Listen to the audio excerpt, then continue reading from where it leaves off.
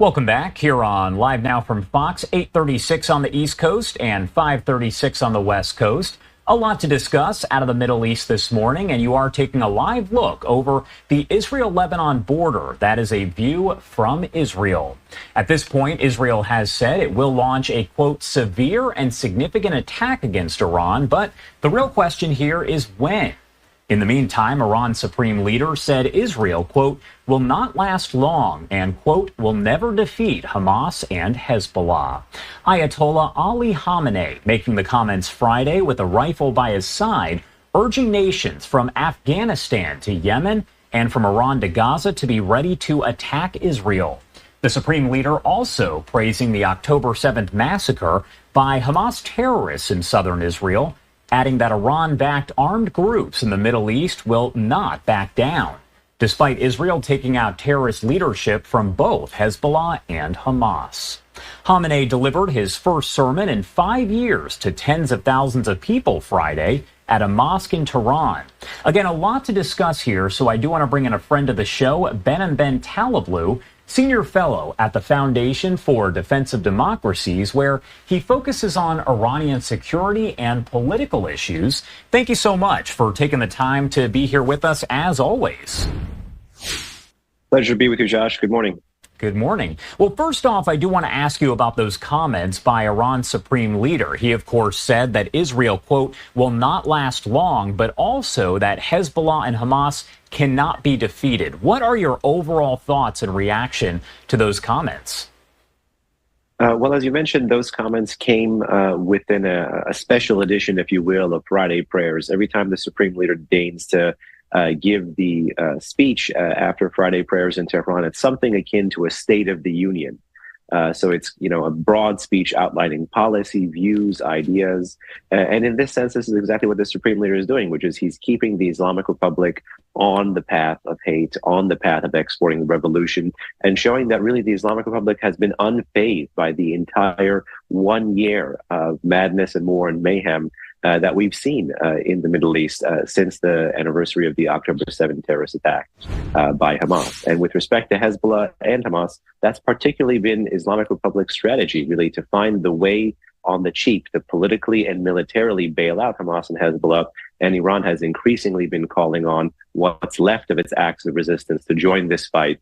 But at the same time, it itself, as we saw in early October, has been joining this fight as well with the second ever unprecedented missile barrage against Israel. This marks the third time in 2024 that the Islamic Republic has conventionally and directly from its own territory fired ballistic missiles against a nuclear weapon state and still stands.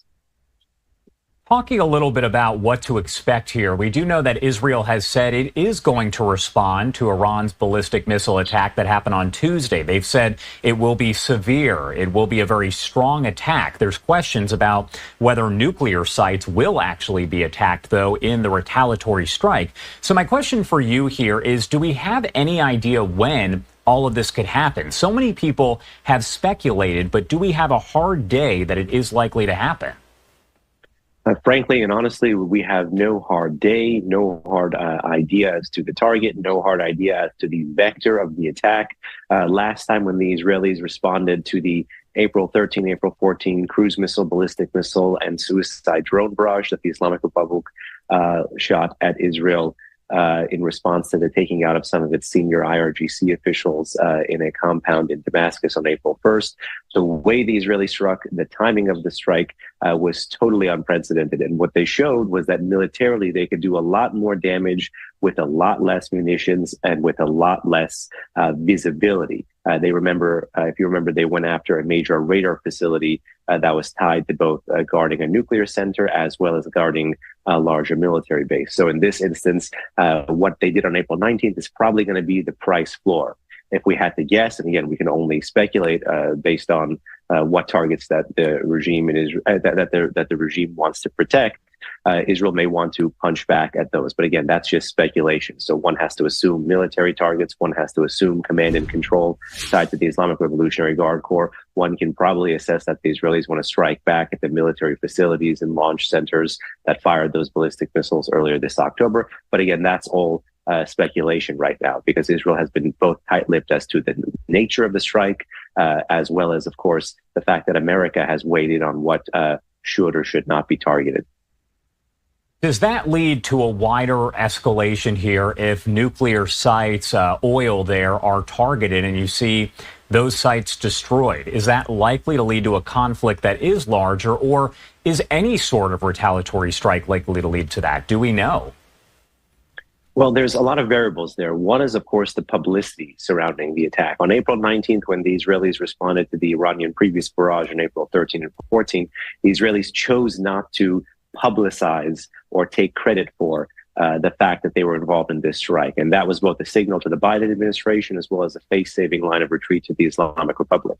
In my assessment, the Israelis, if they do go ahead and respond militarily, and it is now more a matter of when than if, I do think that they would take credit for the strike, and that does increase the escalatory pressure on the Islamic Republic to respond. The calculus here for the Israelis is that whatever the target, oil, missile, military, command and control, critical infrastructure, what have you, the publicity of the strike will put the Islamic Republic in a bind, either escalate against an adversary that you don't have escalation dominance against, or go back to absorption and absorb this larger strike, which is akin to a death by 1,000 cuts. So it's designed to put the Islamic Republic into exactly the same analytical bind in this question that you've asked, because it's a damned if you do and damned if you don't. And if you look at the data in the past 45 years, the Islamic Republic does indeed meet threats with threats, but at the same time does indeed back down when faced with something sustained and significant. And the question for the Israeli strike package is going to be, if they do this, and again, it's more a matter of when than if, based on what Israeli politicians have been saying, what is the nature of the strike? How successful would they be in taking out whether that's a military center or impeding access to a nuclear site if they can't destroy all the tunneling there. So it's more about the success of the sortie and the full destruction of whatever site they go after, rather than just maximizing the number. And you study Iran very closely, so you have extensive knowledge. And I did want to ask, do we know what kind of nuclear weapons Iran really does have? There is a lot of unknowns. Obviously, you don't have Iranian leaders coming out and saying, we have this, we have that. But what do we know about that overall? Well, we know about the program because to date, the Islamic Republic, at least, is not a declared nuclear weapon state. Where they are right now is essentially a nuclear threshold state, where they have essentially mastered the ability to make fissile material. That's the main component that goes into the nuclear weapon. The Islamic Republic has chosen the uranium pathway. So what they do is they enrich in centrifuges. These are the machines that spin the uranium isotope and purify it up to various grades. We know the Islamic Republic can basically go all the way there. What we don't know about is the full nature of their laboratory work, their weaponization work, where they picked off from 2003 and 2004, and what, again, the IEA has been saying in 2008 and 2011 about their possible military dimensions and the past elements of their nuclear program that clearly were designed for a bomb. But now, as the Islamic Republic's missiles are falling short, now as their terrorist proxies are getting rolled up in the region, as you see in the hardline press in Iran, and as you've seen all throughout this year, the Islamic Republic is rethinking its approach to nuclear policy and even nuclear weapons, and more overtly signaling that it could make this final dash, which is why the weeks between now and the election, as well as more importantly between the election and inauguration, will be key for any U.S. president to not just stand with Israel to make sure the Islamic Republic doesn't take this massive infrastructure it has and weaponize it in the final steps, but also such that the Islamic Republic doesn't get to play off Israel and America against each other and create more questions as to the reliability of an American partner, as well as more questions as to what does Iran have that can or can't be targeted by the Israelis. So yes, technically they are a threshold state. No, they don't have a declared weapon, but they do have a massive infrastructure that politically and technically they can and indeed appear to be weaponizing in various ways. This is a tough question to answer, but again, your expertise there on Iran might provide a little bit more insight. Do we know who does have the stronger military? When you talk about Israel versus Iran, is there any real answer? Are they equally matched? Do we know? I know I've asked you that question many times about the questions I've asked you so far today, but do we know? Well, this is an area where we can be a heck of a lot more declarative, and absolutely the Israelis are a conventional superpower in the region, particularly when compared to the Islamic Republic of Iran. That doesn't mean that the Islamic Republic and its terrorist proxies and its missiles aren't lethal. In fact, they are. One reason why Iran's actually rather precise ballistic missiles appear not to be so precise is that the precision kind of really does wane after 800 to 900 kilometers. And at a minimum, it's about a 1,400-kilometer journey between Iran and Israel with these projectiles. That's one factor. No, but make no mistake, Israel has escalation dominance, has technological superiority, and really it's just been a matter of handling the politics on the back end of a current conflict that has actually gotten us into this position before that we now face, which is, conventionally stronger powers, whether that was the American coalition in the region or America itself or Israel itself, have not overtly and directly used the conventional option against the Islamic Republic because they can't control the political cycle on the back end. But that in no way is meant to imply that the Islamic Republic is stronger or has much more lethal systems. But by being able to try to win the political war and rather than the military war, the Islamic Republic has inched ahead in the past 2 decades in the region and was able to advance its interest even under chaos. While first the Americans, the Israelis, the coalitions first, wherever they were, had to establish order, which was harder, which was costly, and then be able to project power after that. My last question for you here, and you kind of already touched on this, but has Iran ever really had a direct attack from Israel, from any other country in the world? Because, again, we're talking about a full direct attack, not an attack on a proxy like Hamas or Hezbollah, but on Iran. The April 19th Israeli response was one example of one. It was, we believe, to be aerial, but again, because it was not claimed, it wasn't one public attack. And that means that there hasn't been one since the tail end of the Iran-Iraq War, the 1980 and 1988 massive conventional war between those two Middle Eastern oil powers, which was actually the largest conventional war of the 20th century in terms of scale and scope and time. And that's why this whole year has been history in the making. Again, the ballistic missile barrage that the Islamic Republic recently fired, that is the largest ballistic missile barrage in history.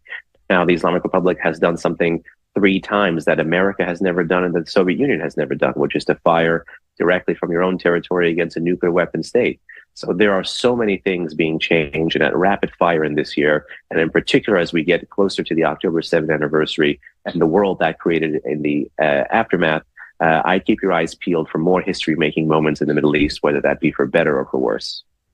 All right. As always, Behnam Ben Taleblu, we appreciate you being here with us and providing that insight. Anything else you want to add really about any of this before I let you go? No, I think we're in the clear. All right. Thank you so much. Appreciate it. Thank you.